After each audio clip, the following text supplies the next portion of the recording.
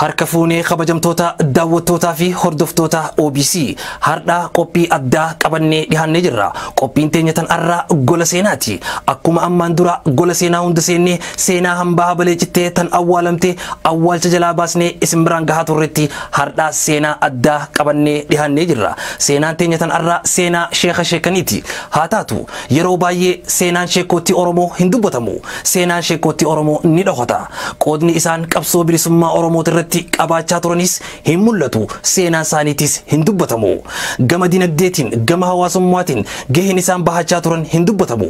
Biyya ijaaruu irratti gabroonfataa hiddaan buqqisuu irrattis aarsaa qaqqaalii isaan kafalaa turanis hin dubbatamu. Hundaafuu fuulduraaf seenaa qabsaa'otaatis ta'ee seenaa abbootiilee amantaatis aktiivistoota gaggameeyyiis akkasumatti qabsaa'ota ganamaa sanis fuulduraaf dhawaataan seenaa isaanii qorannee kan isin biraan geenyu taana. Seenaan irraa irrisuun taatu itti dabaluun taatu. Seenaan qicuun taatu irraa qicuus hin taatu. Seenaan wal saamuus hin taatu. Haa taatu fuula duraaf seenaalee tana hunda qorannee kan isin biraan geenyu taana. Hardhaaf seenaa sheeka sheekanii Sheek Adam Tuulaa qabannee dhiyaannee jirra. Sheek Adam Tuulaa eessa dhalate? Eessa guddate? Eessatti ilmii barate? Eega barate hoo eessa barsiisuu eegale? Akkasumatti darasoonni isarraa baratan hoo meeqaatu aalima gurguddaa ta'e? Hundaafuu waliin haa daawwannu.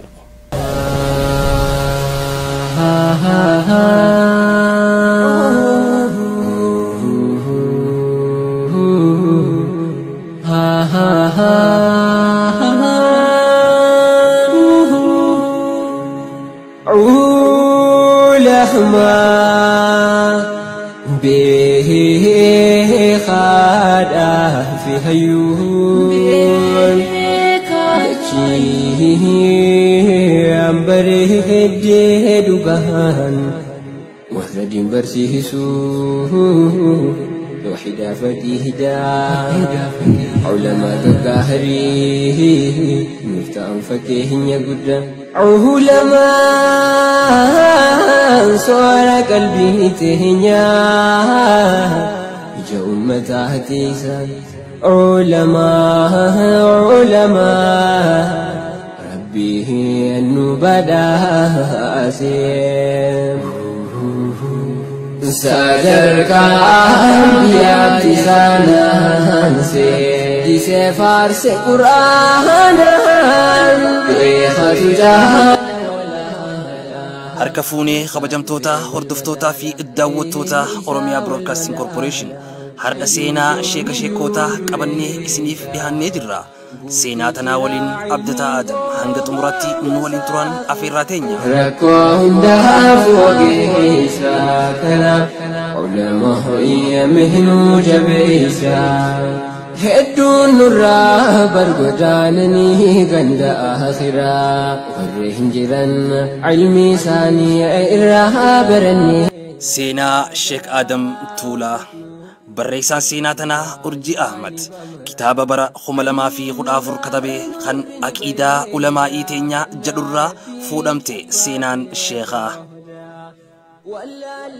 Sheek Adam Ahmad Hammarroo Al-Oromii godina Harargee Bahaa aanaa Kombolchaa Tuulaa ganda ja'amutti abbaan isaa Ahmad Hammarroo amata 90 dura ilma Adam je'ee moggaasee rabbiin kenneef.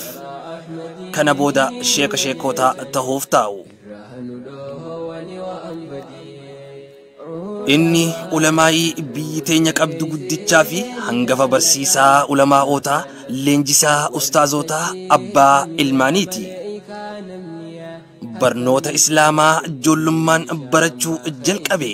Barnoonni Islaamaa itti mi'aawee dargaggummaa isaa beela oowwa qabbana osoo hin jenne barnootuma irratti dabarse. Ulamaa'ii akka aduutti dukkana wallaalaa ibsaa turan hunda irraa deemee barnoota isaan qaban irraa dhaalee fudhatee jira. Sheekotii isaa gurguddoo fi beekamoo Sheek Abdullahi Tuuqoo Al-Oromii Sheek Abdullahi Tuuqoo addeessaa aqiidaa fi sunnaa mujaahida Harargee Arsii fi Baalee tawhidaan ibsee ture.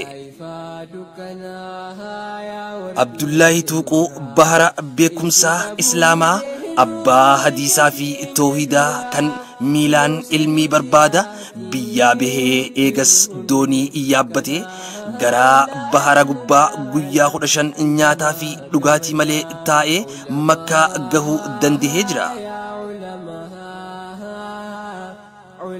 biyyaa fi biyya alaatti barate ulamaa'ii hanga ammaa toohidaan biyya teenya ibsaa jiran barsiisee biraa akhiraa gale rabbiin rahmata haa godhuuf sheekh Aadam Tuulaa sheekootii akkanaa tana irraa barate. rakkoo hundaaf ogeessaa kanaaf ulamaa iyyamehinuu jabeessaa. hedduun nurraa bargodaananii ganda akhiraa warri hin jiran ilmi isaanii irraa baranne. sheekh Aadam Tuulaa sheekootii ilmi irraa barate keessaa inni biraa sheekh Ahmad Basiiraati. sheekh Ahmad Basiiraa inni hafiza hadiisa rasuulaa sallallahu alaihi wasallam kan ijaan hin agarre ture. sheekh Ahmad Basiiraa barnoota barachuuf Harargee irraa ka'ee Jimma Abbaa Jiffaar hoggaa dhaqu saahiba isaatu harka qabee isaan deema ture. waahilli sheekh Ahmad Basiiraa harka qabee karaa itti garsiisaa Harargee irraa miilaan deemaa Jimma Abbaa Jiffaar guyyaa hedduu booda hoggaa gahan dhukkubsatee ciise. maaliif dhukkubsatee beeytuu laata? sheekh Ahmad Basiiraa ijaan waan hin agarreef saahiba isaa yeroo hedduu duubaa itti gufachaa karaa dheeraa deemaan waahilli isaa miilli isaa gama hirbaa gadiitiin dhiiguu fi madaa'uu jalqabe. garuu hanga Jimmaa gahanii obsee deemaanii ture. Jimma hoggaa gahan garuu dhukkubsatee baatii oliif ciise ja'ama. hundi isaanii ijaazaa hayyama barsiisuu fi fatwaa godhuu kanneenii fi gaggeessan. sheekh Aadam Tuulaa haala kanaan barsiisuuf gattaa'ee amata 60 oliif barsiisaati jiruu isaa itti dabarse. barsiisuu jalqabuu isaa sheekni sheekotaa sheekh Aadam Tuulaa Harargee bahaa aanaa dirree xayyaaraa araddaa suuqaa keessatti waan amata 30 oliif deemee barate barsiisuuf majlisa barnootaa yuunivarsiitii islaamaa tan majlisa sheekh Aadam Tuulaatiin beekamtu gadhaabe. sheekha irraa barachuuf ilmi nama Harargee Jimmaa Illuu Abbaa Boora Arsii fi Baalee Wallaggaa fi Kafaa irraa lakkoofsa hedduun dhufuu jalqabe. sheekni salaata subii booda barsiisuu jalqaba hanga salaata asrii barnoonni adda addaa itti fufa. rakkoo hundaaf ogeessaa kanaaf ulamaa iyyamehinuu jabeessaa. hedduun nurraa bargodaananii ganda akhiraa warri hin jiran ilmi isaanii irraa baranne. nyaataa fi dhugaatii wanni jaamu jidduu tana hin jiru. salaataa fi barsiisuu qofa. hadiisa fiqii toohida tafsiira gosti barnootaa hedduutu baratama. barattoonni isaanii 500 hanga 2,000 amata guutuu ji'a ramadaanaa malee ni baratan. sheekni sheekotaa sheekh Aadam Tuulaa ulamaa'ii akka isaa hedduutu isarraa barate inni beekaa hadiisaati. umrii nama tokko waan ta'u amata 60 oliif barsiisummaan itti fufanii jiran. sheekootii isa biratti baratan keessaa hafiza hadiisaatii fi barsiisaa ulamaa'otaa sheekh Ahmad Watar, sheekh Usmaan, sheekh Aliyyii Fallaanaa, sheekh Muhammad Zaburii fi ulamaa'onni birootis hedduudha. sheekootiin yeroo ammaa majlisa barsiisaa jiran tan isa bira hin dabrin waa xiqqoodha. sheekni sheekotaa sheekh Aadam Tuulaa arrallee hin dadhabne hin hifanne barsiisuu gorsuu haqa dubbachuu aqiidaa salafaa qulqulluu facaasuu warra bidaa ragaan saaxiluu itti fufee jira. sheekni amata dheeraaf waan barsiisaa jiruuf abbaa barsiisee ilmoo barsiisee ilmoo barsiisee jira. suni akkamitti ta'e yoo jette kunoo dubbiin akkana. ركوهم دهاف وقيسا كنا علماء يمهنوا جبيسا هدون نرى برقدانني قند آخرا ورهن جرن علمي ثاني إرها شيخ برا درسان توكو غاف إني درا برسيسوف قطاي إسا دردرا برا دفي براتي شيخني برسيسوف حيامي في براديمي إني شيخ تيقوني المود علي شيخ آدم تولا براتي إرقي إني خنيس براتي برابيه المو إسا إتي إرقي أما كان سديسو خني مجلس شيخاتي براتشا جرا أمتا سقالتم دبري جامع عمرين إساني garuu akka nama amata 19tti halkanii fi guyyaa barsiisuu fi ifiifis dubbisuun dabarsa. Rakkoo hundaaf ogeessa kana ulamaa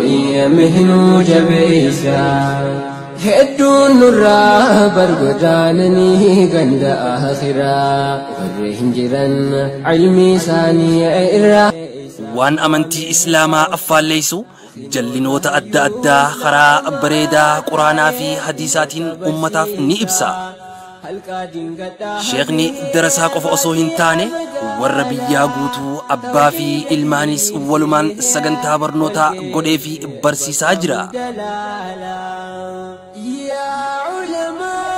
كان هندا وجين كتابا لي قبي سيجرا غرين أفان أورموتين غرين أمو أفان عرباتين قبي فميجرا أمت أنفمو أباتوس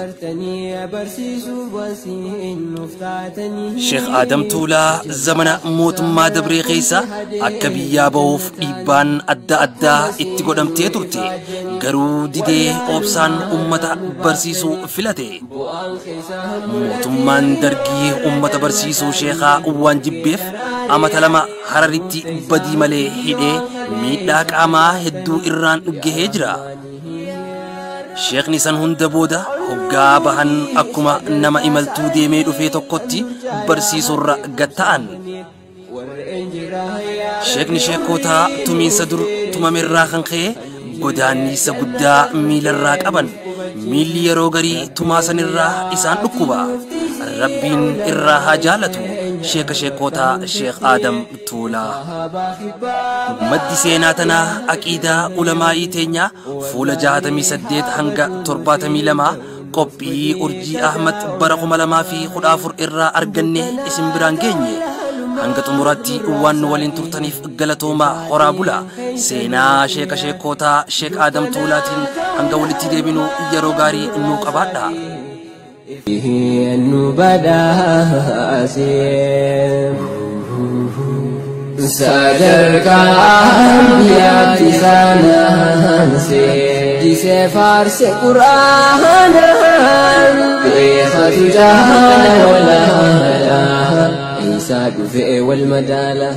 عيسى والمدالة حيو يوم يولو عيسى بوتي جرا علمين قوها مساخس ركوهم دهاف وقيسا كنا علماء يمهنوا جبيسا هدون نرى برقدانني قند آخرا ورهن جرن علمي ثاني إرها برني قادرها وردفنو دربان جانب أمرا علمي نورانو